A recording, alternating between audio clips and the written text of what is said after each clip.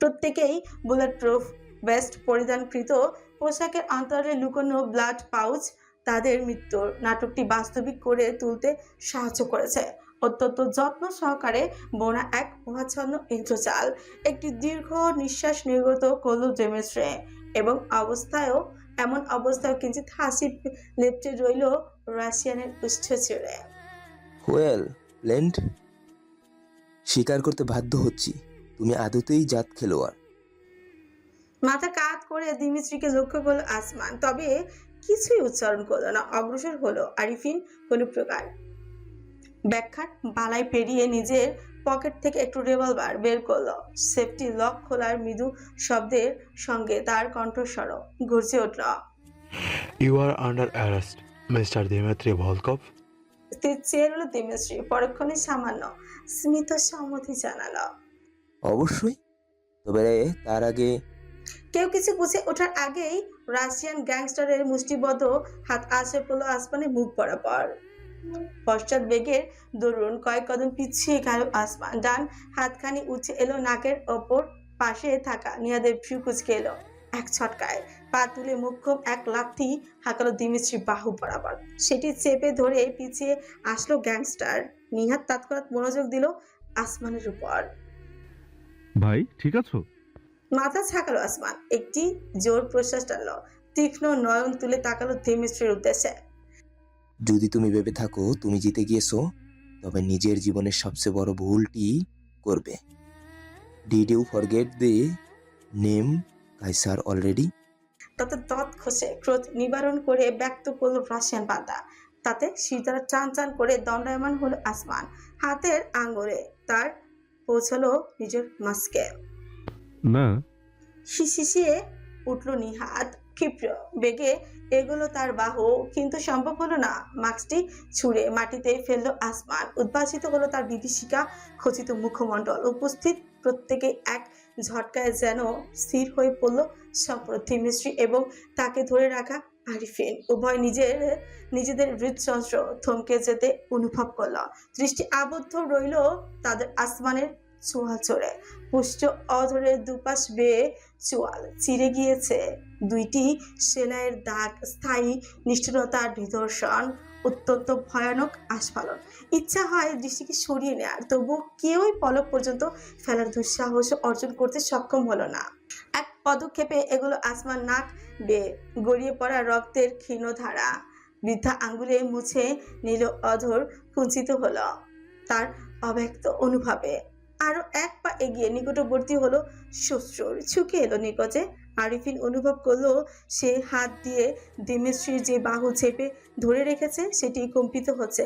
ব্যাপারটি আসমানেরও নজর এলো। কৌতুক হাসি প্রস্ফুটিত হলো তার চেহারায়। ওই বিভীষিকার মাঝে তা ঠেকলো এক অদ্ভুত অশুভ মোহের ন্যায়। When I said I'm the monster, I did not lie, Volkov. স্পষ্ট কণ্ঠস্বর শিহরণ খেলিয়ে দিল দিমিত্রির।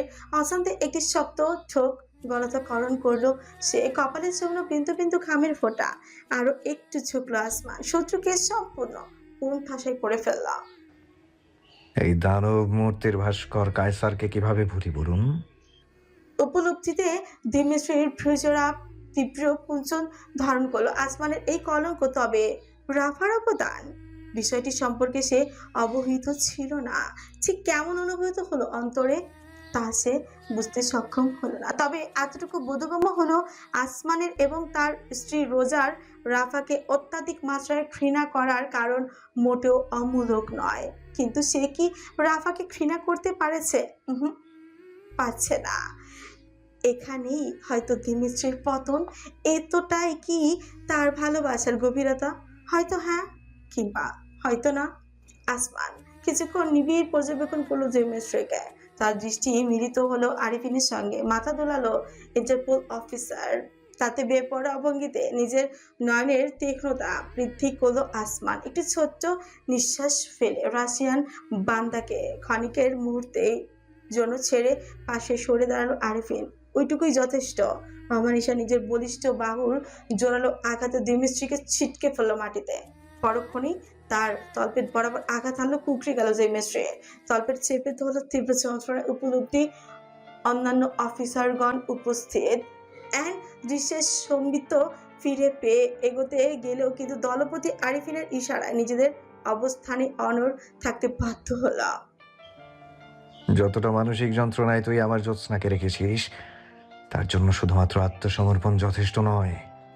আক্রোশ ঝরে পড়লো আসমানের কঞ্চে, ঘাতে প্রতিঘাতে সে রক্তাক্ত করে তুলতে থাকলো ডিমিস্ট্রিকে। কেউ বাধা দিল না, কেউ না, শুধুমাত্র নীরব পর্যবেক্ষণ করলো। ক্ষমতাধর গ্যাংস্টার আজ অসহায় হয়ে পড়েছে সম্পূর্ণ এক অশুভ জগতের মহারানীর ভালোবাসা তার পতনের কারণ। নারী যেমন জন্ম দিতে জানে, তেমন বিনাশ ঘটাতেও জানে। পরিহাসের হাসি হাসলো ডিমিস্ট্রি আপন মনে। তার মা এক রমণীতে তার এই পাপের সাম্রাজ্যের সূত্রপাত এবং তার স্ত্রী অপর এক রমণীতেই তার সাম্রাজ্যের অমোঘ পতন। ভাগ্যের পরিকল্পনা বোঝা সাধ্যকার। চট্টগ্রামের সড়ক পথ বেয়ে এগিয়ে যাচ্ছে মার্সিডিজ। ড্রাইভিং সিটে রয়েছে হাবিব, পেছনের আসনে পাশাপাশি বসে আছে চারুলতা এবং রোজা। উভয় দৃশ্যই তুলনামূলক শীতল এবং প্রশান্ত। রিয়ার ভিউ মিররের পেছনে অনুসরণরত দুইটি গাড়িকে পর্যবেক্ষণ করছে রাখছে হাবিব। পিচ্চিমের ছেলেরা নিরাপত্তা উদ্দেশ্যে পাশাপাশি আসছে তাদের গাড়ির অভ্যন্তর জুড়ে। নৈশব্দ, শুধুমাত্র আশেপাশের যানবাহনের গতিময় আওয়াজ এবং মানুষের হাঁক ডাক পরিপূর্ণ করে রেখেছে পরিবেশকে। অবশেষে দীর্ঘ নীরবতার পর মুখ খুলল রোজা, একটি দীর্ঘশ্বাস ফেলে পড়ল। ইন্টারপোল আসমান এত বড় চালটা কিভাবে দিতে পারলো আমি বুঝে উঠতে পারছি না। রোজার বক্তব্যে মৃদু হাসলো চারুলতা, মাথা ঝুঁকে নিকটবর্তী হয়ে জানালো, ভাইয়া পরিকল্পনা করেছে আর ড্যাড বাস্তবায়ন করেছে। বিস্মিত হয়ে ফিরে তাকালো রোজা। চারুলতার অধর থেকে হাসি মুছে যায়নি, বরং আরো বিস্তৃত হয়েছে। কামন রোজা, তুমি রোমান পরিবারের বউ, remember anything for you. Dad শুধুমাত্র নিজের কানেকশন কাজে লাগিয়েছে, প্লাস সরকারের বাধ্যগত কিছুটা সাহায্য। রোজার অধৈর্যরা কিছু ফাঁক হয়ে রইল বিস্ময়জনক উপলব্ধিতে। তাকে উদ্ধার করার জন্য গোটা রেমান পরিবার ঠিক কত দূর পর্যন্ত গিয়েছে তা চিন্তা করলেই কেমন এক প্রকারও অনুভূতি হচ্ছে অন্তরে। একটা সময় ছিল যখন পৃথিবীতে একমাত্র দাদু ব্যতীত তার পরিবার বলতে কেউ ছিলই না রোজা।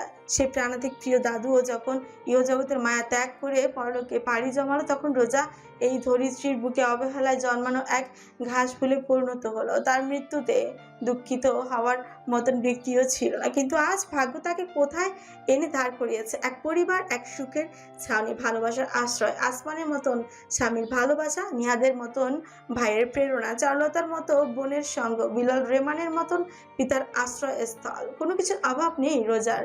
সেই আজ সত্যি পরিপূর্ণ। অতীত বর্তমানের ভাবনাগুলো অজান্তে তার নয়নে অশ্রুর সঞ্চার ঘটালো। বেশ কিছুক্ষণ পর হাবিব মার্সিডিজ নিয়ে এক নির্জন স্থানে পৌঁছালো। সামনে প্রান্তর, যার উপর দণ্ডায়মান একটি হেলিকপ্টার। ধাতব আকাশযানটি দেহ জুড়ে খচিত, বিশাল আকৃতির ইংরেজি আর অক্ষরটি। গাড়ি থামাতে সিটবেল্ট খুলে নেমে এলো চারুলতা। আশেপাশে তাকালো, তাকে অনুসরণ করলো রোজাও। হাবিব দরজা খুলে হেলান দিয়ে বলল, আপনারা সামনে যান ম্যাম, দ্রুত এই ঢাকায় পৌঁছানো জরুরি। স্যার সেখানে আছেন, আপনারা নিরাপদ থাকবেন। মাথা দুলিয়ে উভয় রমণী হেলিকপ্টারের দিকে এগোলো। বাহির থেকে চালকের আসনে ইতিমধ্যে অপেক্ষারত পাইলটকে নজরে আসছে। সর্বপ্রথম নিকটে পৌঁছালো চারু। শক্ত হাতে হেলিকপ্টারের দরজা স্লাইড করে খুলতে খুলতে বলল, রোজা এসো তুমি। সমাপ্ত করা সম্ভব হলো না। জোর এক ঝটকায় চারুলতা রীতিমতো শূন্যে উঠছে, খানিকটা দূরে ছিটকেই পড়লো। আতঙ্কিত দৃষ্টিতে সেদিকে তাকালো রোজা। ক্ষণিকের জন্য তার মস্তিষ্ক কিছুতেই বুঝতে সক্ষম হলো না ব্যাপারটা। পর মুহূর্তে দৃশ্যটি স্পষ্ট হলো। হেলিকপ্টারের আসনে বসমান রমণীর মোহময় দৃষ্টি নজরে এলো। আপাত মস্তক, কালো বডিকন গাউনে আবৃত লাস্যময় সরে, ঠিক উরুর কাছে থেকে বস্তুটি দুই ফাঁক হয়ে নেমে এসেছে একেবারে গোড়ালি অবধি, যার জন্য ধবধবে মসৃণ উরু সম্পূর্ণ দৃশ্যমান। এক হাতে একটি সিগারেট ধোঁয়াচে হয়ে রয়েছে তার চারিপাশে, অপর হাতে কাঁধে ছেঁকানো একটি বেসবল ব্যাজ, যার মোটা প্রান্তে কয়েক ফোঁটা রক্ত চিকচিক করছে। রাফা কায়সার। ঝট করে চারুলতার দিকে ফিরে তাকালো রোজা। বেচারি সম্পূর্ণ অপ্রস্তুত হয়ে পড়েছে। মাটিতে কুনুই ঠেকে উঠে বসেছে। দীঘল কেশ রাজিতে তার মুখ ছড়িয়ে পড়েছে। কপালের দিকটা উষ্ণ রক্তধারায় আচ্ছন্ন। রোজার কেমন অনুভূত হলো বলতেও পারবে না। সর্বাঙ্গ তার ক্রোধে ছনছন করে উঠল যেন। অপ্রত্যাশিত ভাবে হাত বাড়িয়ে রাফার বেসবল ব্যাটখানি পাকড়াও করলো জোরালো এক ঝটকা। রীতিমতো হিসে ফেললো হেলিকপ্টার থেকে মাটিতে। ওই অবস্থায়ও খিলখিলে অশুভ এক হাসির ধ্বনি তুলে রাফা কায়সার পিপির করল। Not bad. ততক্ষণে শটান উঠে দাঁড়িয়েছে চারুলতা। রোজা এবং রাফাকে মুখোমুখি লক্ষ্য করে দ্বিতীয় চিন্তা বাদে জোরে ছুট লাগালো সে। তবে প্রস্তুত ছিল তার প্রতিপক্ষ। রাফা বিড়ালের ন্যায় ঝাঁপিয়ে পড়তে তাকে দুই হাতে ঘুরিয়ে উঁচু মাটিতে আশ্রয় ফেললো। উপরে চড়ি বসলো রাফা। মুখ্যম কত খুশিতে হাঁকালো সুদর্শনের মুখশ্রী লক্ষ্য করে। তখনও তার অদরে কোণে সিগারেট ঝুলছে। চারুলতা হাতের তালুতে ছেঁকিয়ে দিল একের পর এক আঘাত। অতঃপর রাফার তলপেচে বরাবর খুশি দিয়ে নুয়ে ফেললো লাশময় শরীরখানে। অদূর থেকে দৃশ্য পর্যবেক্ষণ করে দ্রুতই ছুটে এলো হাবিব। রাফা কায়সার এখানে কি করছে? কিভাবে এলো সে? চারিপাশে তো গার্ড থাকার কথা। তবে কি এই রমণী সকলকে খতম করে দিয়েছে? উপলব্ধির তীব্র শিহরণ খেলে গেল হাবিবের শির দাঁড়াবে। দ্রুত গতিতে পকেটে হাত গুঁজলো ফোনের আসা। সম্ভব হলো না। পেছন থেকে জোরালো এক ধাক্কায় তাকে পতিত হতে হলো ভূমিতে। মাথা তুলে ফিরে তাকাতে সম্পূর্ণ স্থবির হয়ে পড়ল হাবিব। চারিপাশ থেকে তাদের ক্রমশ ঘিরে ফেলতে আরম্ভ করেছে একটি সশস্ত্র দল। প্রত্যেকের পরিধানে বাদামি জ্যাকেট, মুখমণ্ডলে আবৃত ফেস মাস্কে কারো হাতে হকস্টিক, কেউ বা ধরে রেখেছে লম্বাটে ধাতব চেন, কারো হাতে ছুরি, কেউ বা আবার সত্যিকারের রিভলভার বনবন করে ঘুরিয়ে চলেছে। প্রত্যেকেই তা ধাতব শব্দে চারিপাশে এক লহমায় পরিপূর্ণই হয়ে উঠল। আবারও এক হাসির ছেলে তলপেটে চেপে ধরে যন্ত্রণার মাঝেও হাসতে হাসতে সোজা হয়ে দাঁড়ালো আধারের মহারানী। হাবিব চারুলতা এবং হতবিহ্বল রোজার উদ্দেশ্যে কৌতুকপূর্ণ দৃষ্টি ফেলে জিভ দিয়ে নিজের টকটকে শুষ্ক অধৈর্য ভিজিয়ে নিল। সিগারেটখানি দূরে ফেলে দিল। লাইটার তুলে নতুন একটি জ্বালালো। তামাকের ধোঁয়াটে গন্ধ পরিবেশে যেন দূষিত হয়ে পড়ল। তার দলবল ততক্ষণে গোলাকৃতির বলয় তৈরি করে ঘিরে ফেলেছে স্থানটি। মধ্যিখানে আবদ্ধ প্রত্যেকের পানে বিবিদ্ধ করছে নিজ নিজ ধারালো পশুত্বে ঘেরা দৃষ্টি। না চাইতো একটি ঝোঁক গিলে চারিদিকে চেয়ে পড়ো মুহূর্তে রাফাকে আপতিত হলো রোজা দৃষ্টি। একরাশ ধোয়া বায়ুতে নির্গমন করে রাফা ফিরে তাকালো তির্যক অধরে জানালো, this is called grand entry. Kitten. কক্ষটি অন্ধকারাচ্ছন্ন স্বচ্ছ জানালা আর ভারী পর্দা টেনে দেয়। আর তার ফাঁকফোকর দিয়ে নগরের রং বেরঙের বাতির বহর দৃশ্যমান। ভোররাত প্রায়। নব্যদিনের সূচনা। রবির আগমন শুধুমাত্র সময়ের দাবি। পাঁচজন ছায়া মূর্তি কক্ষের চারিপাশে অবস্থান করছে। দুহাত পেছনে বাতাস শকুনে দৃষ্টি সামনে নিবদ্ধ একটি চেয়ারে তাতে বসা রোসা। দুবাহু তার চেয়ারের পেছন দিকে দিয়ে হ্যান্ডকাফে আবদ্ধ করে রাখা হয়েছে। দুর্বল রমণী মাত্রের এর অধিক কোনো শৃঙ্খলের প্রয়োজনই নেই। মাথাটা তার ঝুলে আছে মেঝের দিকে। ভারী নিঃশ্বাস প্রশ্বাসের সঙ্গে বুক ওঠানামা করছে সমান তালে। শব্দ নির্গত হচ্ছে না কোনো, শুধুই নৈশব্দ। Catch catch. সেই নৈশব্দ ভঙ্গ করে বিপরীত প্রান্তে একটি আরাম কেদারা চলছে। ধূমপানরত রাফা কায়সার তাতে অতি আলসী ভঙ্গিতে আসীন। এক হাতে কহিবা সিগার, অপর হাতে স্বর্ণালী বুদবুদ পূর্ণ হুইস্কে। বরফ কুচিগুলো সমুদ্রে ভাসমান হিমশৈলীর ন্যায় প্রবাহিত। তাতে রমণী অধর ছোয়ালো স্থির দীর্ঘ চুম্বকে। বরফের স্পর্শ ক্রমশ শীতল হয়ে এলো মসৃণ অধৈর্যরা তৃপ্ত সে। তবে সেই তৃপ্তি পূর্ণতা পাবে তার কিছুক্ষণের মাঝে। এতটুকুতেই মুষড়ে পড়লে কিটেন? মাথা তুলল রোজা। বিন্দু বিন্দু ঘামের ফোঁটা জমছে তার মুখমণ্ডল জোরে। চিকচিক করছে মৃদু আভায় অগ্ন অর্ধভগ্ন অবয়ব। তবে কোথাও বিন্দু মাত্র দুর্বলতার চিহ্ন নেই। এক দীর্ঘ প্রশ্বাস টানল রোজা। বড় করে কিঞ্চিত আবর্তিত হলো তার উষ্ঠযুগল এক চিলতে হাসির রেখায়। প্রার্থনা করছিলাম যেন আপনার পরপারের জীবন দুর্বিষহ হয়। জবাবের বিপরীতে উচ্চ শব্দে হেসে উঠল রাফা। তার মধুমিশ্রিত কণ্ঠে তা শোনালো সাবলীল এবং মসৃণ। পুরুষ হৃদয় মাত্র আবেশিত হওয়ার জন্য যথেষ্ট। পুনরায় কহিবা সিগারের স্বাদ আস্বাদনে মনোনিবেশ করল রাফা, অতঃপর বলল, এবং আমি প্রার্থনা করছি তুমি যেন বেহেস্তবাসী হও। মাথা কাত করল রোজা।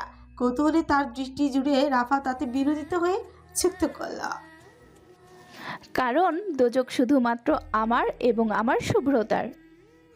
ফাঁকা হলো রোজার উভয় অথর। মুহূর্তের জন্য কোনো কিছু উচ্চারিত হলো না। পরক্ষণে তার কণ্ঠ এক ভিন্ন মাত্রায় ধ্বনিত হলো প্রভাবশালী এক আবহ সেই স্বরচরে। স্রষ্টার পরিকল্পনার বিরুদ্ধাচরণ করার সাধ্যকার। রাফা নয়ন তুলে তাকালো। আমায় ধার্মিক জ্ঞান দিচ্ছ সিরিয়াসলি? শুধু স্মরণ করিয়ে দিচ্ছি আপনি কত বৃহৎ একজন জাদুকরী। রূপকথার লাবণ্যময়ী ডাকিনীদের সঙ্গে আপনার বহু মিল খুঁজে পাওয়া যায়। স্নো হোয়াইট গল্প পড়েছেন? আজীবন তাকে কিভাবে নির্যাতন করে এসছে তার সৎমা। অবশেষে তার পতন ঘটেছিল। সেই অমোঘ পতন ডেকে এনেছিল তার রূপের আসক্তি। রূপকথা শুধুমাত্র বিনোদনের উপাখ্যান নয়, শিক্ষণীয়ও বটে। আসক্তি কোনো কালেই ভালো কিছু বয়ে আনে না কায়সার। রোজার কথা খুব বেশি বিদ্বেষপূর্ণ ছিল না, তবুও রাফার অন্তর মাঝে কোথাও একটা ধৈর্যের সীমারেখাখানি চট করে যেন বিচ্ছিন্ন হয়ে গেল। তড়াক করে আরাম কাদারে ছেড়ে উঠে দাঁড়ালো রাফা। শক্তভাবে চেপে দিল রোজার চিবক। লালচে দাগ পড়ে গেল বেচারির চোয়াল চড়ে। তোমরা ভালো মানুষেরা সর্বদা অপরকে খল চরিত্রে পরিণত করে নিজেদের উদার দেখাতে চেষ্টা করো। তুমি শিক্ষিতা, আমি নই। তুমি মানবতার ফেরিওয়ালা, আর আমি মানবতার দুশ্মন। এ কেমন বৈষম্য! রাফার শরীর থেকে তামাটে বাস ভেসে এলো। তাতে কাশের উদ্রেক হলো রোজা। তবুও তাকে ছাড়া বিন্দুমাত্র লক্ষণ দেখালো না রমণী, বরং দ্বিগুণ শক্তিতে চেপে ধরে রীতিমতো ছাকিয়ে শুধল। কেন কেন শুধু তোমরাই ভালো আর আমি খারাপ? সবটুকু ভালোবাসা তোমাদের জন্য, আর তলানির উচ্ছিষ্ট ঘৃণাটুকু আমার প্রাপ্য। শুধুমাত্র আমি মানুষ হিসেবে বিপরীত বলে? আমার কি অনুভূতি নেই? আমার কি বোধবুদ্ধি নেই? রোজা কিছু উচ্চারণ করতে গেলেও রাফার অতর্কিত আবেগ প্রকাশে থমকে গেল। এই মেয়েটিকে এর পূর্বে কোনো দিন এই ধরনের আচরণ করতে দেখেনি সে।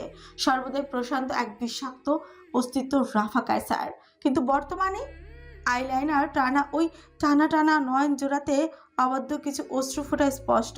এমন এক প্রভাবশালী অস্তিত্বের হঠাৎ ভগ্নদশা রোজাকে ক্ষণিকের জন্য বাকরুদ্ধ করে দিল। হাতের হুইস্কির গ্লাস দূরে ছুঁড়ে ফেল রাফা। কাছের পাত্রটি টুকরো টুকরো হয়ে স্বর্ণালী তরল ছড়িয়ে পড়ল মেঝে জুড়ে। দুহাতে নিজের মাথা চেপে ধরল রাফা, চিৎকার করে উঠল, আমি কি বলেছিলাম? আমি কি ওদের বলেছিলাম আমায় এমন করে মানুষ করতে? আমি কি ওদের বলেছিলাম আমায় কুশিক্ষায় শিক্ষিত করতে? আমি তো চাইনি, আমি এমন চাইনি, কিন্তু আমায় এমনভাবে গড়ে তোলা হয়েছে। রাফাকে রীতিমতো বিকারগ্রস্ত দেখাচ্ছে। কেশরাচি তার এলোমেলো হয়ে পড়েছে, গ্রীবা জুড়ে ঘামের ফোঁটা, নিঃশ্বাস প্রশ্বাস প্রতিক্রিয়া তীব্রতর, যেন শ্বাসকষ্টে ভুগছে। হতবিহ্বল হয়ে চেয়ে থাকলো রোজা। রাফার কথার অর্থসমূহ বোধগম্য হচ্ছে না তার। সহসাই রমণী এগিয়ে এসে তার গ্রীবাদেশ আঁকড়ে হলো, সন্নিকটে ঝুঁকে বলল, ওই লোকটা আমার সঙ্গে কি করেছে জানো? কোথায় কোথায় স্পর্শ করেছে জানো? কত বয়স ছিল আমার বলো তো? 10-11। কি বুঝতাম আমি স্পর্শের? লোকটাকে ড্যাডের চাইতেও বেশি ভালোবাসতাম, আপন চাচা হতো। কিন্তু কি করলো সে? অন্ধকার ঘরে ঘুম পাড়িয়ে দেওয়ার বাহানায় আমার সর্বাঙ্গে হাত বুলিয়ে দিত জানো। মাঝে মাঝে কাপড় খুলতে বলতো, গরম লাগছে তো। চেয়ারে বসিয়ে দীর্ঘক্ষণ তাকিয়ে থাকতো আমার উদাম শরীরে। সুখ প্রশ্রবণ খেলে যেত তার শরীরে, কাঁপুনি ধরে যেত আমার শরীর স্পর্শ করবার আকাঙ্ক্ষায়। আকুলি বিকুলি করতো, আর আমি চুপ চুপ করুন আপনি, আমি আর শুনতে চাই না। রোজা পাল্টা চিৎকার করে উঠতে রাফা তলপেটে চেপে ধরে হাসতে আরম্ভ করলো, রীতিমতো গগন বিদারী এক হাসি। রোমকূপ থেকে রোমকূপের শিহরণ খেলানো এক অনুভূতি। ঘাড়ের নিকট রোমসমূহ যেন বৈদ্যুতিক আবেশে দণ্ডায়মান হয়ে গেছে। মুখের ভেতর তেতো স্বাদ অনুভব করলো রোজা। ঝোঁকল হুট করে। দেবশ্রী ফলকবের একটি কথা তার অন্তরে প্রতিধ্বনি হলো। জগতের প্রত্যেক মানুষেরই নিজস্ব একটি গল্প রয়েছে, তা হোক সে মানুষ, দেবতুল্য কিংবা শয়তান স্বয়ং। শয়তান স্বয়ং রাফা কায়সার। তবে কি দেবশ্রী এই গল্পের কথাই বলেছিল, যা এককালের কোমল শিশু রাফাকে সম্পূর্ণ ধ্বংস করে দিয়েছে? কেউ কখনো খলনায়ক হয়ে জন্ম নেয় না, এই পৃথিবী তাকে খলনায়কে রূপান্তরিত করে। যদি আসমান ভাগ্যের অভিশাপে খলনায়কে রূপান্তরিত হতে পারে, তবে রাফা কায়সার কেন নয়? পার্থক্য কি উভয়ের মাঝে? দ্বিধাদ্বন্দ্বে রোজার হৃদযন্ত্র তেজস্বী থেকে তেজস্বীতর হতে থাকলো। মাথাটা খানিক চক্কর দিল, গা গুলিয়ে ওঠা ভাব, এক ভয়াল উপলব্ধি। রাফা কায়সার আর আসমান কি তবে এক? কি ব্যাপার, ভয় পেয়েছো কিটেন?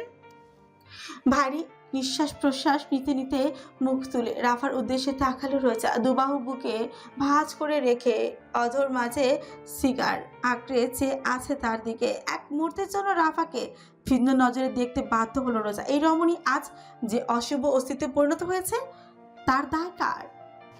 ড্যাড ছিলেন খুব কঠোর মানুষ। যেদিন সে মমের সঙ্গে এক ঘরে থাকতো, তারপর কয়েকদিন মাম বিছানাই ছাড়তে পারতো না। আমি নিজের চোখে দেখেছি মামের গলায় লাল টকটকে বাঁধনের চিহ্ন, পুরো বুকের অংশ ক্ষত বিক্ষত, যেন নরপশু হামলা করেছে।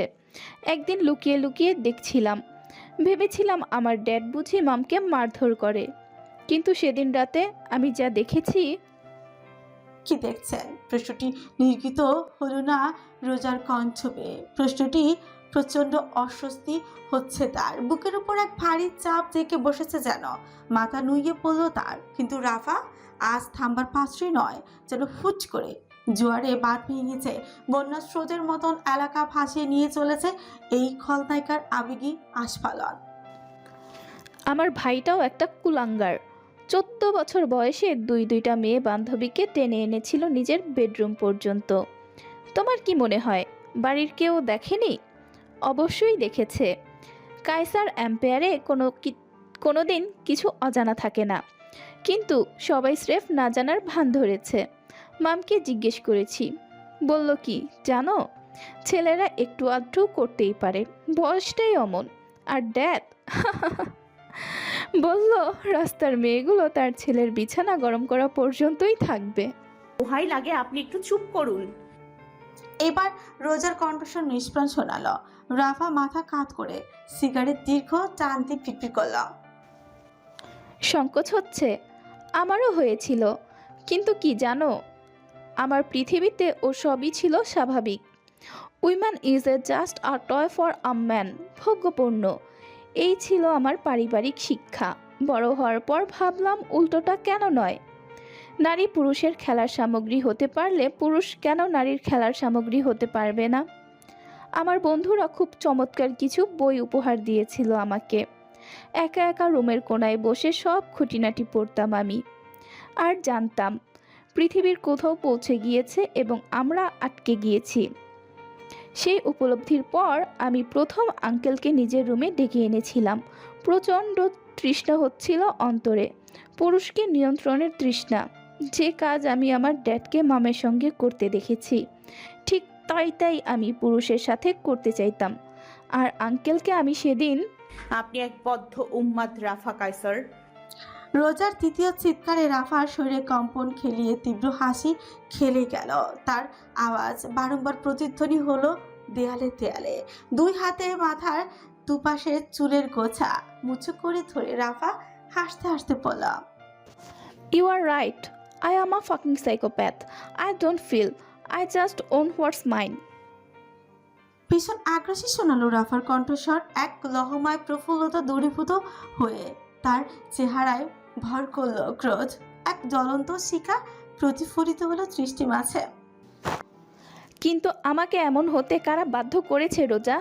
কে এমন সংস্কারের বীজ পুঁতে দিয়েছে অন্তরে? দায়ী কি শুধু আমি? আমার মাম, ড্যাড, ভাই, আঙ্কেল, বন্ধু বান্ধব, এই সমাজ, এই দেশ, এই পৃথিবী, তাদের কোনো দায়বদ্ধতা নেই? রোজার চেয়ারের হাতলে 2 হাত রেখে ঝুঁকলো রাফা। বরাবর দৃষ্টিতে চেয়ে দৃষ্টি মিলিয়ে শুধল।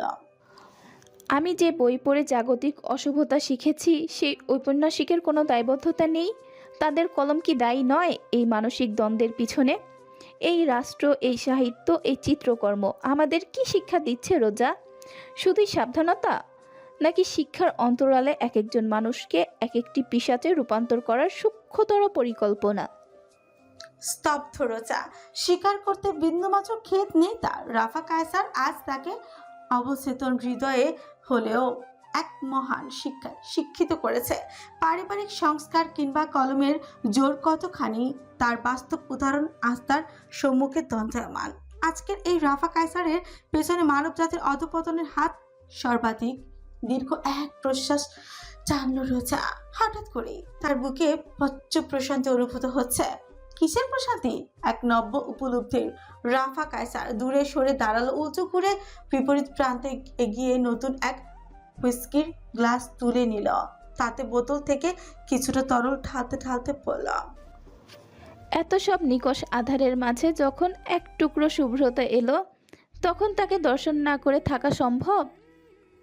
টেবিলে হেলান দিয়ে রোজার দিকে ফিরে গ্লাসে চুমুক দিল রাফা। অতঃপর সেটি উঁচিয়ে ধরে জানালো, ঠিক ধরেছ কিটেন, আমি আসমানের কথা বলছি। স্কুল কলেজের বন্ধু বলো, ক্লাব বলো, রাস্তা দিয়ে হেঁটে যাওয়ার সময় যে কোনো পুরুষ বলো, আমার দিকে ফিরলেও অনুভূত হতো যেন ওই দৃষ্টি আমার অবয়ব নয়, বরং অবয়ব ভেদ করে চলে যাচ্ছে অভ্যন্তরের গোপনীয়তায়। লালসা কামনা এক অবাঞ্ছিত বাসনা, পুরুষ মাত্রই লালসার দাস। আমার বদ্ধমূল ধারণা ভেঙে চুরমার করে দিল ওই একটিমাত্র অস্তিত্ব, যার নজরে কোনোদিন উন্মাদনা তো দূরে থাক, স্নেহ কিংবা সম্মান ব্যতীত ভিন্ন কিছু উপলব্ধি করিনি। শুভ্রতা আশেপাশে থাকলেই অনুভূত হতো এক নিরাপদের আবেশ, উষ্ণতায় জড়ানো মোহময় নিবাস। কঠোর সে, শীতল সে, অনুভূতি শূন্য মেশিন সে, কিন্তু কামবাসী কাপুরুষ নয়। সে জানতো একজন নারীকে কিভাবে সম্মান দিতে হয়, এবং আজ পর্যন্ত সে নিজের ওয়াদা পালন করে এসেছে। আমাকে ক্রোধপূর্ণ স্পর্শ পর্যন্ত করেনি। এমন শুভ্রতার প্রতি আসক্ত না হয়ে কি পারা যায় বলো? ঠিক যেমন তুমি তার অস্তিত্বে আসক্ত, তেমন আমিও। আসক্তি নয়, ভালোবাসা। রোজার উত্তরে থমকালো রাফা। কিঞ্চিত কৌতূহলী হয়ে তাকালো প্রতিদ্বন্দ্বীর উদ্দেশ্যে। আসমান আমার ভালোবাসা, আসক্তি কোনো অনুভূতি নয়, অভিশাপ। আর এখানেই আপনার মতন রাফা যদি তা অনুভূতি হতো, আপনি কোনোদিন চন্দ্রকে গ্রাস করার অভিলাষ রাখতেন না। শারীরিক উপভোগ নয়, তার অন্তরের শারীরিক উপভোগ নয়, তার অন্তরের ভালোবাসা চাইতেন। কিন্তু আফসোস, আমি আপনাকে কোনোদিন ভালোবাসার দাবি রাখতে শুনিনি। শুনেছি শুধুমাত্র গ্রাস করার আকাঙ্ক্ষা। এবার যেন রাফা স্তব্ধ হওয়ার পালা। রোজার বিহ্বলতা দূরীভূত হয়েছে। অভিব্যক্তি জুড়ে এক আত্মবিশ্বাসী অনুভব, নয়ন জুড়ে সুস্থির এমন দৃষ্টি এবং অবয়বে উচ্চারিত প্রত্যেকটি বাক্যই যেন সংবিধানের নীতির ন্যায় না মানা অসম্ভব। আপনার বর্তমানের পেছনে আপনার গোটা পরিবার, গোটা সমাজের দায় রয়েছে। সত্যি কথা, আপনি যে মানসিক অস্থিতিশীলতায় রয়েছেন তা অনেকাংশে তাদের দান। নিজেকে প্রশ্ন করুন রাফা, আপনার নিজের কোনোই ভূমিকা নেই এতে, একটুও না, এক বিন্দুও না। শুধুমাত্র কয়েকবার পলক ফেলল রাফা, উত্তর করতে সক্ষম হলো না। কাচের গ্লাস জুড়ে চেপে বসলো তার আঙুল সমূহ। সিগারেট ফুরিয়ে আসছে, তবুও সুপ্রাণের খেয়াল নেই। তার সম্পূর্ণ মনোযোগ রোজার উদ্দেশ্যে আপতিত। কিছু হাসলো অমানিসার তৃপ্তি, বলল, উত্তরটা আমিই দিচ্ছি। আপনার পতনের জন্য আপনিই দায়ী রাফা। আপনার পরিবার হয়তো আপনাকে ভুল সংস্কার দিয়েছে, বেঠিককে সঠিক ধরে আপনি বড় হয়েছেন, কিন্তু আপনার স্কুল কলেজ আপনাকে ভুল শিক্ষা দেয়নি। আপনি পাঠ্য বইয়ের জ্ঞান স্রেফ উপেক্ষা করেছেন, মস্তিষ্কে ঠাঁই দিয়েছেন ওই ধূসর জগৎকে। আপনার বন্ধু বান্ধব যখন আপনাকে বিপথে ঠেলে নিয়েছে, তখন আপনি সগ্রহে গিয়েছেন। আপনার ক্লাসে নিশ্চয়ই একজন দুইজন এমন শিক্ষার্থী ছিল যাদের বন্ধু বান্ধব নেই বললেই চলে। সারা দিন বইয়ে মুখ গুজে নিজের মতন থাকতো। কথা বললে হয়তো নিজের সবটা উজাড় করে দিত। আপনি তেমন সৎ সঙ্গকে উপেক্ষা করেছেন রাফা। যে আঙ্কেল আপনাকে বারংবার অপবিত্র করেছে তাকেই আপনি নিজের দাসে রূপান্তর করেছেন। কেন জানেন? কারণ তাতে আপনি আত্মতৃপ্তি পেয়েছেন। আপনি আপনার মনোবলকে নিয়ন্ত্রণে রাখতে পারেননি। সুতীব্র চাহিদায় গা ভাসিয়েছেন। আপনি নিশ্চয়ই জানতেন জাগতিক দৃষ্টিতে কোনো দিকে ভুল আর কোন দিকে ভুল আর কোন দিকে সঠিক মনে করা হয়। তবু আপনি ভুল বেছে নিয়েছেন কারণ ভুলকে অনুসরণ সহজ। রাফার অধর ফাঁক হলো, কোনো শব্দ উচ্চারিত হলো না। তার হাতের কম্পন স্পষ্ট দৃষ্টিগোচর হলো রোজার। মাথা কাত করে জ্যোৎস্না তাকালো ওই আধারের উদ্দেশ্যে। এই পৃথিবী আপনাকে নির্বাচনে বাধ্য করে না, আপনি আপন ইচ্ছায় নির্বাচন করেন। সেই নির্বাচন বেঠিক হলে তার দায় আপনার। নিজের বাসনা চরিতার্থ করে পৃথিবীকে দোষ দিয়ে ভিকটিম কার্ড প্লে করা বন্ধ করুন রাফা। আপনার এই অবস্থার জন্য আপনার দায়বদ্ধতা সর্বাধিক। আর কোন শুভ্রতার সঙ্গে নিজেকে তুলনা করছেন? এক মুহূর্তের জন্য মনে হয়েছিল যে আপনি বোধহয় সঠিক। আপনার এবং আসমানের মাঝে আদতে কোনো পার্থক্য নেই। উভয়ই পরিস্থিতির শিকার। কিন্তু বর্তমানে বলছি না। আপনি এবং আসমান কোনো দিন এক হতে পারবেন না রাফা। আসমান আপনার জীবনের খলনায়ক, ঠিক তেমনি আপনি তার জীবনের খলনায়িকা। পার্থক্য হলো আসমানের অভিশপ্ত ভাগ্য তাকে ভুল পথে প্রেরণ করেনি, সে হত্যা করেছে, নিষ্ঠুর হয়েছে। কেন জানেন? এক মুহূর্তের জন্য মনে হয়েছিল যে আপনি বোধহয় সঠিক। আপনার এবং আসমানের মাঝে আদতে কোনো পার্থক্য নেই। উভয়ই পরিস্থিতির শিকার। কিন্তু বর্তমানে বলছি না। আপনি এবং আসমান কোনো দিন এক হতে পারবেন না রাফা। আসমান আপনার জীবনের খলনায়ক, ঠিক তেমনি আমি তার জীবনের খলনায়িকা। পার্থক্য হলো আসমানের অভিশপ্ত ভাগ্য তাকে ভুল পথে প্রেরণ করেনি, সে হত্যা করেছে, নিষ্ঠুর হয়েছে। কেন জানেন? কারণ ওই সব রাঘব বোয়ালদের কোনোদিন টিকিটাও ছুঁতে পেত না আমাদের দেশের আইন কানুন। আসমান একজন খুনি, একজন ক্রূর ব্যক্তি। কিন্তু কাদের জন্য? আপনাদের মতন কিছু মানুষের মুখোশধারী নরপিশাচদের জন্য, যাদের শাস্তি দেওয়ার ক্ষমতা এই জগতে নেই। আসমান হয়তো একজন কিলিং মেশিন হয়েছে, কিন্তু কোনোদিন একজন নারী অসম্মানকারী পিতাকে, উপেক্ষাকারী স্ত্রীকে, নির্যাতনকারী ভাইকে, পরিত্যাগকারী বোনকে আঘাতকারী হয়নি রাফা। এই বোন শুধুমাত্র চারুলতা নয়, আপনিও। তড়িৎ খেলে গেল রীতিমতো রাফার শরীরে। দুর্বল হয়ে এলো, হাঁটুচার থাপ করে পড়লো সে আরাম কেদারের উপর। দ্বিতীয় গ্লাসটিও পতিত হলো মেঝেতে। আরো একবার চুরমার ধন্যে। তার সঙ্গে তাল মিলিয়ে উদ্গৃহীত হলো রোজার কণ্ঠস্বর। আসমান ভুল, আবার আসমান ঠিক। জগতের কোনো মানুষই কখনো 100% সঠিক হয় না। কিন্তু আপনি রাফা কায়সার, আপনি পরিস্থিতির শিকার নন, আপনি পরিস্থিতির দাস। ওই শুভ্রতার নিটল প্রতিজ্ঞার কারণেই আপনি আজও জীবিত রাফা। লজ্জা করে না আপনার বারংবার তার জীবনে তছনছ করে নিতে? একজন নারী হয়ে অপর এক নারীর ধ্বংসে যেদিন আপনি আনন্দিত হয়েছিলেন, সেদিনই আপনার মনুষ্যত্ব বিকিয়ে গিয়েছে। Shut up. রাফার কণ্ঠস্বর ক্ষীণ শোনালো, তবুও থামলো না রোজা। বরং উচ্চ কণ্ঠে চিৎকার করে উঠল, আপনি একজন সাইকোপ্যাথ এবং এর জন্য একমাত্র আপনি দায়ী। So don't even expect sympathy. একজন খলনায়ক সৃষ্টির পেছনে একমাত্র এই পৃথিবী নয়, তার নিজস্ব মানসিকতাও সমানভাবে দায়ী। So stop feeling sorry for yourself. You are a criminal for your own misfortune. I said shut the fuck up. রাফার হাতের জোরালো আঘাত আছড়ে পড়লো রোজার কপালে। রীতিমতো ছিটকে গেল রোজা। চেয়ার সমেত শুধুমাত্র পেছনে দেয়ালের বাধার কারণে রক্ষা হলো। মুহূর্তের মাঝে অজর কেচে রক্ত গড়াতে থাকলো তার। সম্পূর্ণ কপল ছেয়ে গেল লালচে কালো আঙুলের দাগে। ছনছন করে উঠল সমগ্র শরীর। তবে শারীরিক যন্ত্রণার থেকে অধিক চিন্তা অনুভূত হলো তৃপ্তির। এক লহমায় তাকালো নিজের উদরের পানে। দু হাত আবদ্ধ থাকায় স্পর্শ করতে সম্ভব হলো না। আমার অংশ, আমাদের পূর্ণতা। অন্তরের প্রতিধ্বনি হলো তার। কাঁপতে থাকলো শরীর। রাফা এক নজরে পর্যবেক্ষণ করলো শুধু। পরক্ষণেই বেপরোয়াভাবে উলচোখ হলো অনুভূতিহীন কণ্ঠে আদর্শ চলল। ফিনিশার। অতঃপর শুধু গটগট করে হেঁটে যাওয়ার শব্দ। কক্ষের বাইরে চলে গেল রাফা। একটিবারের জন্য পেছন ফিরে তাকালো না। দুর্বল অনুভবে মুখের ভেতর জমা রক্তটুকু থু করে ফেলে দিয়ে রোজা নয়ন তুলে তাকালো। লক্ষ্য করলো উপস্থিত 5 জন গার্ডকে।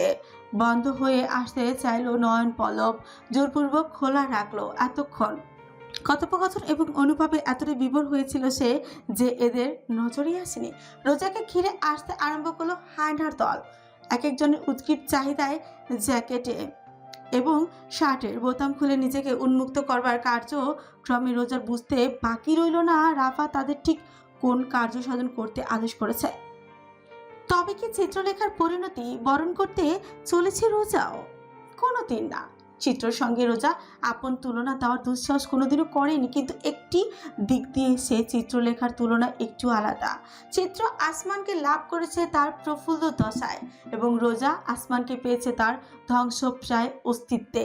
চিত্র লাভ করেছে প্রেমের আখ্যান, রোজা রচেছে বিনাশকাব্য। চিত্র পেয়েছে এক স্বাভাবিক মানুষকে, রোজা পেয়েছে এক অনুভূতিহীন মেশিনকে যে কর্ম সাধন চিত্র প্রথম সাক্ষাতেই করে দেখিয়েছে। তার কাছাকাছি কিছু আদায় করতেও রোজাকে একাকী পাড়ি দিতে হয়েছে দীর্ঘ এক কঙ্কটাকীর্ণ পথ। চিত্র আসমানের সৌন্দর্য দেখেছে, রোজা দেখেছে কলঙ্কময় বিভীষিকা।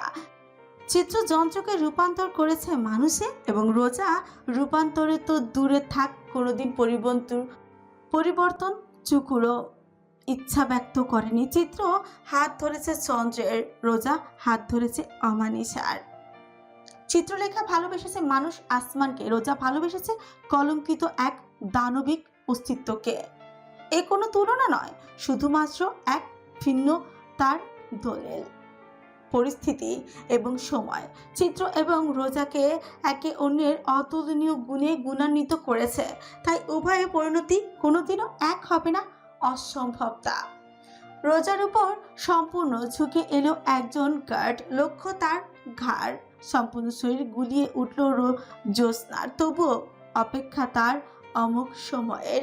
একে একে তার কাঁধ এবং কোমরে জড়ালো অপবিত্র হাতের স্পর্শ, ঘাড়ে ঠেকলো ধারালো দাঁতের ছোঁয়া।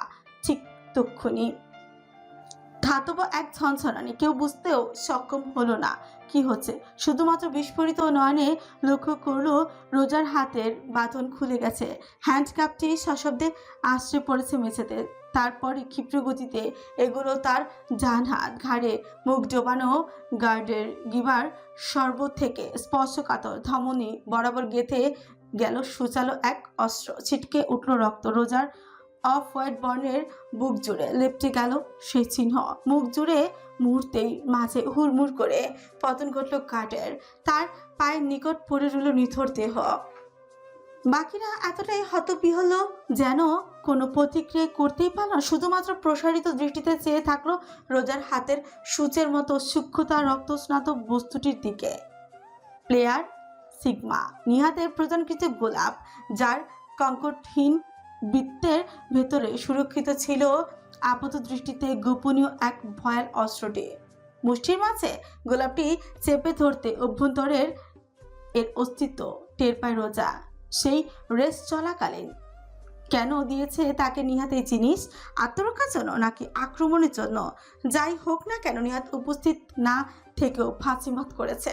কারণ মাসের পর মাস এসব সুপরিকল্পিত চিন্তাভাবনা এবং আক্রমণ তো তাকেই গুরু নিহাদি শিখিয়েছে। বিনা চাবিতে শুধুমাত্র হাতের কবজি নির্দিষ্ট কোণে ঘূর্ণন ঘটিয়ে হ্যান্ডকাফ মুক্ত করার বিদ্যাও এই গুরুরই পাঠ। টিজক হাসল রোজা। অপর গার্ড প্রতিক্রিয়া দেখানোর পূর্বেই সুষ্টি সজরে বিদ্ধ করলো চোখ বরাবর। তীক্ষ্ণ এক আর্তনাদ ধ্বনি তুলল। লাভ নেই, এই কক্ষটি প্রায় সাউন্ডপ্রুফ। পূর্বেই বোঝা গিয়েছে দরজা একজন বন্ধ করেই এসেছে, বাহির থেকে ধাক্কা না দিলে খুলবে না, সেক্ষেত্রে রোজা সর্বা। রক্তের ফিনকি ক্রমেই রোজার বস্ত্র রক্তিম আবহে রাঙিয়ে তুলল।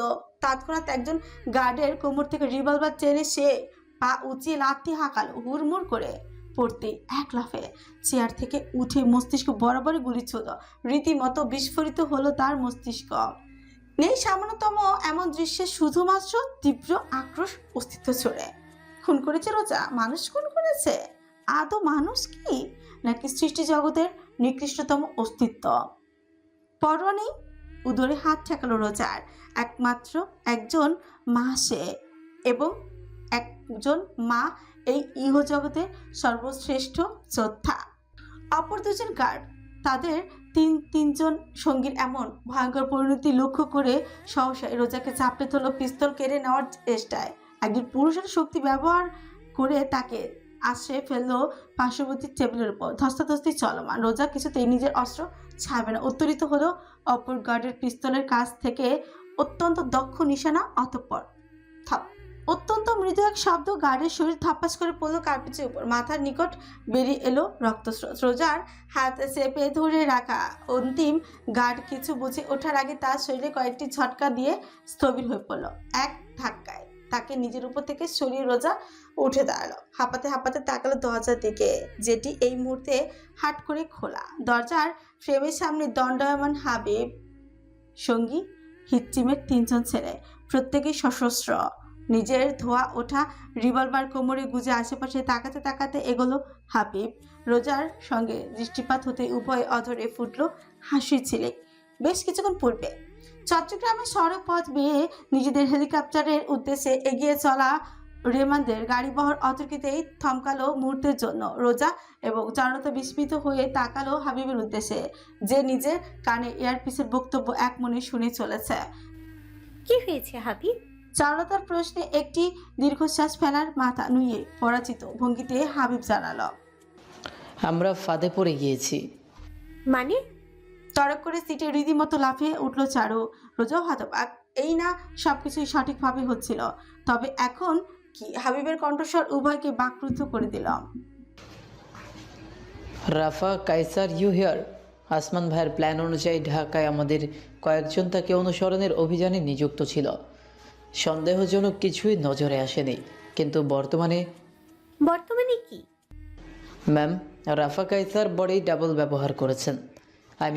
হয়তো উনি আন্দাজ করেছিলেন তার উপর নজর রাখার ব্যাপারটা।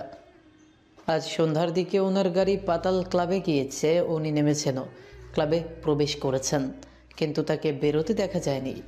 আমাদের লোক পর্যবেক্ষণে রাখছিল, কিন্তু অনেকক্ষণ পরে আবিষ্কার করলো যাকে আদতে তারা রাফা ভাবছিল সে রাফা নয়, অন্য কেউ।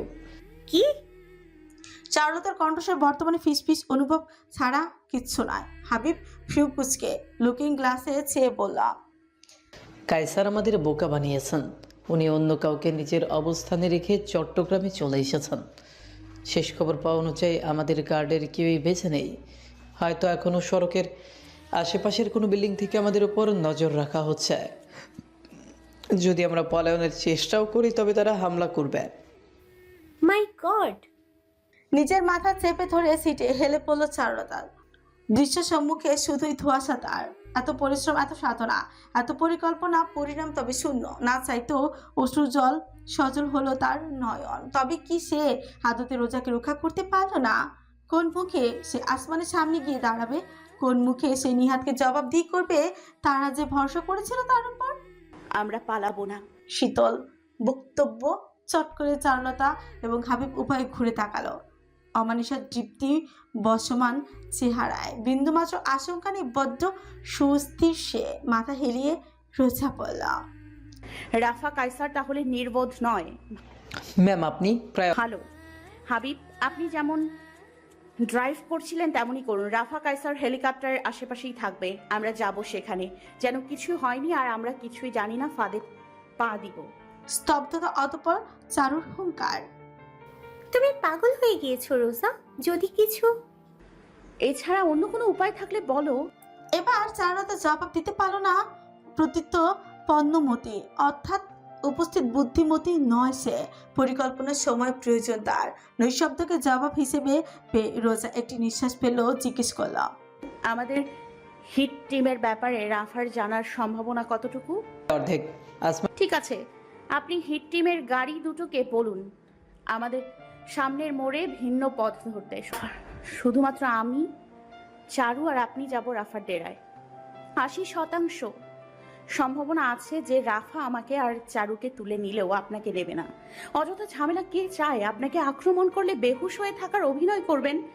আর আপনাদের কাছে একে অপরকে ট্র্যাক করার জন্য যে মাইক্রোচিপগুলো আছে তার একটা আমায় দিন, আর একটা চারুলতাকে। রাফা তুলে নিলে আমাদের লোকেশন ট্র্যাক করবেন।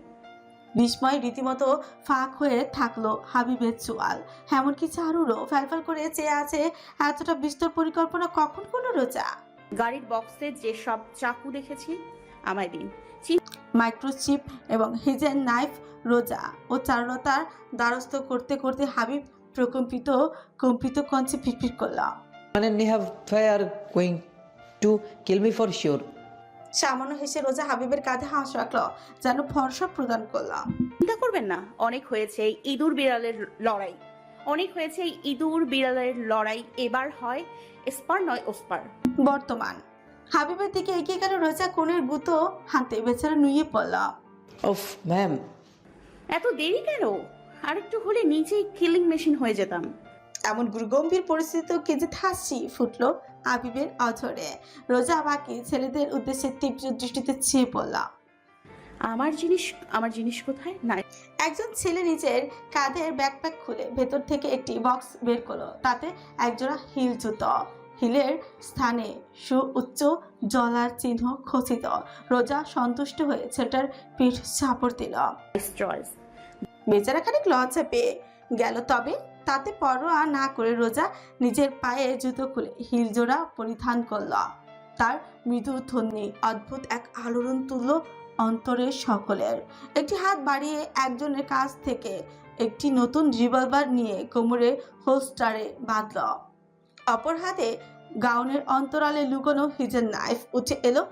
এগুলো সে কক্ষের বাইরের দিকে। অতর্কিতে চোখ গেল দেয়ালে হেলান দিয়ে রাখা বেসবল ব্যাচের দিকে। তাদের তুলে আনার সময় রাফা এটি ব্যবহার করেছিল। সেটি বাম হতে তুলে নিজের কাঁধে ঠেকালো রোজা, অতঃপর নির্দেশ দিল, ডোন্ট ইন্টারফেয়ার। কক্ষের বাইরে হেঁটে চলল রমণী। হাবিবের অনুসরণে সকলের বাইরে এলো। চেয়ে থাকলো করিডোর বেয়ে হিল পরিধানকৃত পায়ে এগিয়ে চলা রোজার পানে। তার গাউন তাজা রক্ত খচিত চিত্র রঞ্জিত হয়েছে। আলো আধারের মাঝে ওই অবয়ব ঠেকলো বড়ই অশুভ। এক নিশিথিনী যেন হেঁটে চলেছে নিজের শিকারের উদ্দেশ্যে।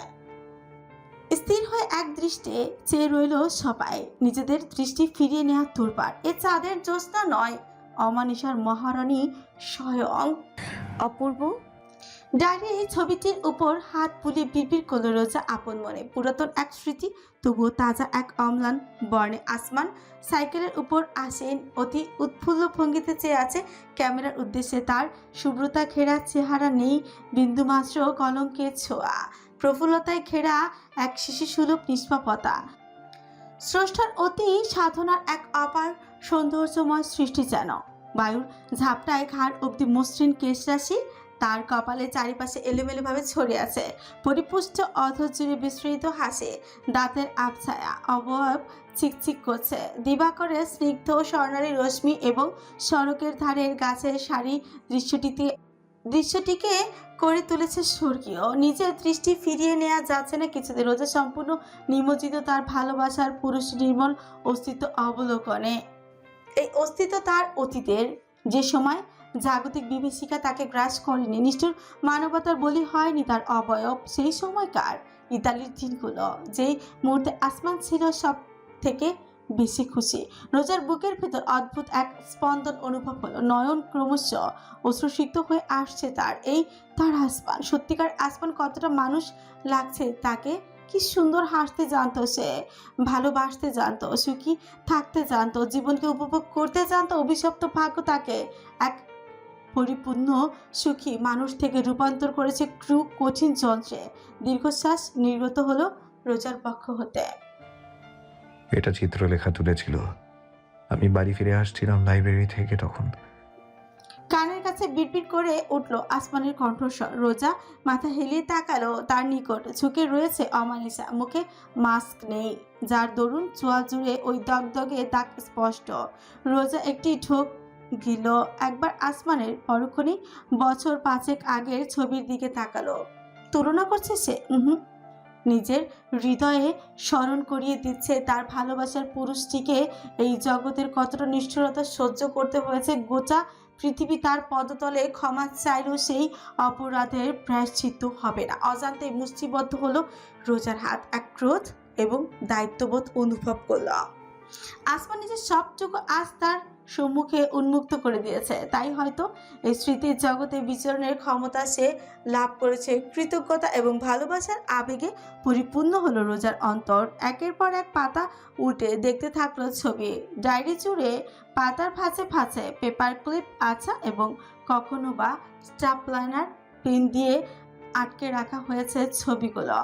আসমানের সুখের সংসারে ছবি, হাস্যজ্জ্বল আসমান, অনুভূতিশীল আসমান, এক স্বাভাবিক মানুষ আসমান।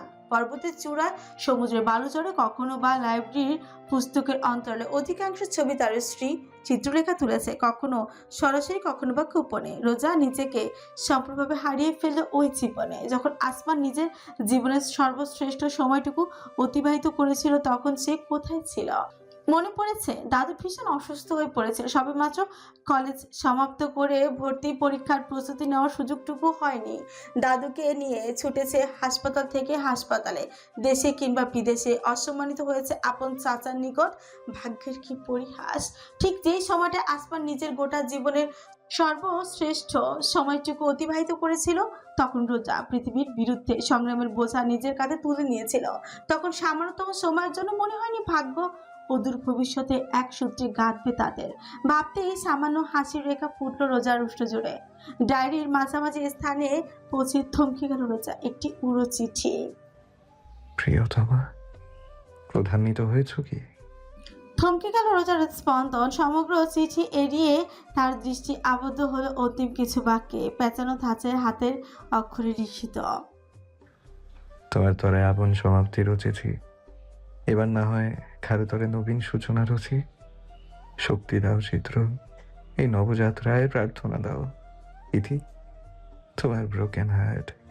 এক ফোঁটা পুরাতন অশ্রু চিহ্ন হলদেটে চিহ্নে রাঙিয়েছে ডায়েরির পাতাকে।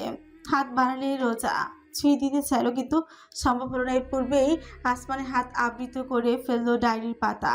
নয়ন তুলে তার ঠিক পাশেই বসে থাকা স্বামীর দিকে চাইল রোজা। আসমান নির্বিকার, তার অধরে এক চিলতে হাসি। কোমলতার সঙ্গে ডায়েরিটি বন্ধ করে ফিরিয়ে নিল সে। রোজা কোনো বাধা দিল না। এই ডায়েরি এবং এতে খচিত প্রতিটি শব্দ, বাক্য, অনুভূতি একান্তই আসমানের নিচের। যেই গণ্ডির অভ্যন্তরে আজ পর্যন্ত কেউ প্রবেশ অনুমতি পায়নি, কিন্তু রোজা সেই ব্যতিক্রম। নিজের হৃদয়ে অতি যত্নে রাখা গোপনীয় বক্সের ভেতর আসমান তাকে প্রবেশাধিকার দিয়েছে।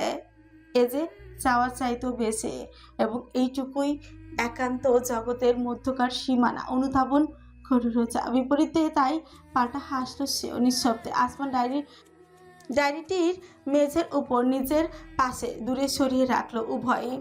তারা নিজেদের কক্ষের জানালার ধারে পর্দায় ঘেরা স্বচ্ছ দেয়ালে হেলান দিয়ে পাশাপাশি বসে আছে। উপরে জানলা খোলা থাকায় মৃদু আলোড়নে পর্দাসমূহ তুলছে। রোজা একটি নিঃশ্বাস ফেলে আসমানের কাঁধে মাথা রাখল। তুমি বড্ড নির্মল ছিলে চাঁদ।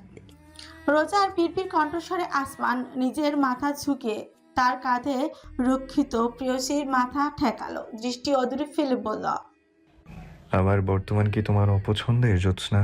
একটুও না, বরং আমি ভাগ্যবতী যে তোমাকে এমন এক রূপে পেয়েছি।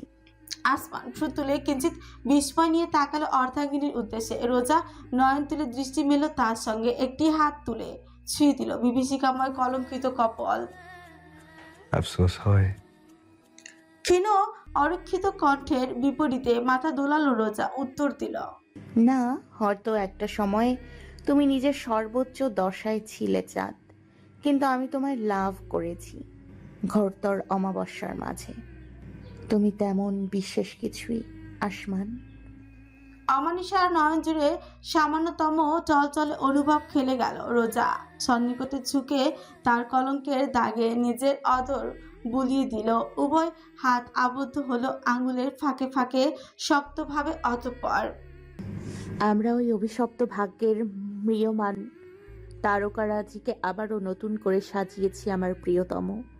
এই জীবন উপন্যাসের সমাপ্তি বিষাদের নয়, শুধুই আনন্দের। একটি ঠোক গিলল আসমান। আবেশে নয় বুঝে এলো তার। নিজের শরীরে এলিয়ে দিল তুলনামূলক দুর্বল অথচ উষ্ণতাপূর্ণ ভালোবাসার প্রশান্তিময় আলিঙ্গনের মাঝে। রোজা তাকে নিজের বুকের মাঝে চেপে ধরল, যেন নিজের সবটুকু অনুভূতিতে মুড়িয়ে নিতে চাইল। আমাদের ভাগ্যে অনেক কিছু ঘটে গিয়েছে, আবার অনেক কিছু ঘটার বাকি আছে। তবে আমরা একসঙ্গে সবকিছু মোকাবেলা করে এগিয়ে যাব, যেমন করে আমরা উভয়ে ভয়াল অতীতের মোকাবেলা করেছি। আমার জীবনে স্রষ্টা প্রদত্ত সর্বশ্রেষ্ঠ উপহার তুমি, আসমান। আর আমি আমার অন্তিম নিঃশ্বাস অবধি তোমায় ভালোবেসে যাব। এটুকু মনে রেখো প্রিয়, তোমাকে ভালোবেসে জীবনে আমার কোনো আফসোস নেই। আসমান কোনো আফসোসের নাম নয়, তৃপ্তিময় পরিপূর্ণতার নাম।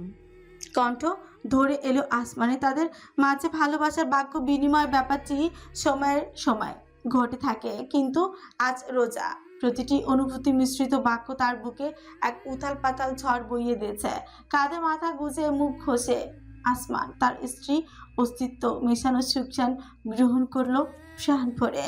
জড়ানো কঞ্চে পিটপিট করলো, আমি বড়ই ভাগ্যবান। ভালোবাসো আমাকে? উৎফুল্ল কণ্ঠে জিজ্ঞেস করলো রোজা। তার হাত আসমানের পিছে প্রশান্তি বুলিয়ে চলেছে। জবাব এলো দ্রুতই। জানো না তুমি? জানি, কিন্তু তোমার মুখ থেকে শুনতে ইচ্ছে করছে। বলেছি। খুব কম, হাতে গুনতে পারবো আমি। তুমি কি চাও আমিও আর 10 জনের মতন উঠতে বসতে বউকে ভালোবাসি ভালোবাসি বলে বেড়াই? অবশ্যই না, তাহলে আমার আসমানের মাঝে আর আসমান আসমান ভাব থাকবে না। মানে? আমার আসমানের বুক ফাটে, তবু মুখ ফোটে না। আমি কথায় নয় কাজে বিশ্বাসী। রোজা পাল্টা কিছু বলতেই যাচ্ছিল, হেসে উঠছে, কিন্তু তা সম্ভব হলো না। অতর্কিতে নিজের কোমরে আসমানের দুর্বাহু জড়িয়ে যেতে অনুভব করলো সে। হাঁচকা একটি চান বোধগম্য হওয়ার পূর্বেই রোজা নিজেকে আবিষ্কার করলো মেঝেতে। কেশ সাজিয়ে তার ছড়িয়ে পড়লো শীতল পরিচ্ছন্ন মেঝে জুড়ে। আসমানের হাত তার মাথার পেছনে স্থাপিত, বালিশের ন্যায় যেন শক্ত মেঝেতে ঝুঁকে কোনো প্রকার যন্ত্রণা না হয়।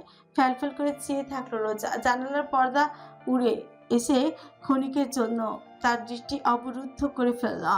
হাওয়ার দোলায় তা সরে যেতেই আসমানের অবয়ব দৃষ্টিগোচর হলো স্পষ্ট। ঝুঁকে এসেছে তার উপর মসৃণ চুলের গোছা। তার রোজা কপালে এসে ঠেকলো একটি হাত যথারীতি রোজার মাথার নিচে, অপচি কোমরে। এতটা সন্নিকট অনুভবে রমণীর হৃদস্পন্দন যেন সম্পূর্ণ থমকে পড়ল। আসমান, তপ্ত নিঃশ্বাসের স্পর্শে রোজা শিউরে উঠল। সমগ্র রোমকূপ জুড়ে যেন শীতল অনুভূতির জোয়ারি খেলে গেল। আসমানের ওই দৃশ্য গহ্বরে দৃষ্টি মিলতেই বাহ্যিক জগৎ পুরোপুরি বিলুপ্তই হলো। পুরো কক্ষ জুড়ে শুধুমাত্র সে এবং তার প্রিয়তম স্নিগ্ধ সমীরণ এবং কোমল বিকালের অস্তিমিত রশ্মি। আসমান আরও নিকটে একটু ঝুঁকল। তার পায়ের পাতায় রোজার পায়ের অচেতন স্পর্শ ঠেকল। অতর্জোড়া তাতে আবর্তিত হলো অমলিন এক হাসির রেখায়। আমি হয়তো আমার মাঝে পূর্বের সেই প্রফুল্লতা, খুশি, আনন্দ, অনুভূতির আস্ফালন ফিরিয়ে আনতে পারবো না। অতীতের ঘা আমার প্রকৃত অস্তিত্বকে অভ্যন্তর থেকে সম্পূর্ণ ধ্বংস করে দিয়েছে। সে থাকলো রোজা দুর্বার স্পন্দনে সম্মোহিত হয়ে। শুনে গেল হৃদয়রাজের মৃদু মধুতুল্য মসৃণ কণ্ঠের বক্তব্য। তবে আমি কথা দিচ্ছি, নিজের পুনর্গঠন করব। তা কোনোদিনও অতীতের সমতুল্য হবে না। আমি সেই শ্রেষ্ঠ সময় আর ফিরে যেতে চাইও না, চাই না স্মরণে আনতে। আমার বর্তমান তুমি রোজা, আর আমার বর্তমান অস্তিত্ব শুধুমাত্র তোমার জন্য উৎসর্গিত। আমার সবচেয়ে খারাপ সময়ে তুমি আমায় খুঁজে পেয়েছো, এই কষ্কারো আধার থেকে টেনে এনেছো রঙিন এক দীপ্তিময় জগতে। সামান্য থামলো আসমান। রোজার কোমরে থাকা হাঁচি তার প্রবাহিত হয়ে পৌঁছলো উদরে, স্পর্শ করলো তাকে দারুণভাবে। কঞ্চপূর্ণ হলো এক সিক্ত আবেগে। আমার অংশের জন্মদাত্রী তুমি। তোমার মাঝে বেড়ে ওঠা প্রাণ এই পৃথিবীতে আমার পরিচয় বড় হবে। ঠিক যেমন করে তোমার দৃষ্টিতে আমি অনন্য, তেমন ভাবে আমার নজরে তুমি এক এবং একমাত্র। আমরা আর পেছন ফিরে তাকাবো না। আমার সুখময় অতীত আমার অন্তরের গোপন বাক্সে সুযত্নে রক্ষিত থাকবে আজীবন। তারাও আমারই অংশ, যেমনটা তুমি। পার্থক্য শুধু তারা বসবাস করে আমার স্মৃতিতে এবং তুমি অন্তরের মণিকোঠায়।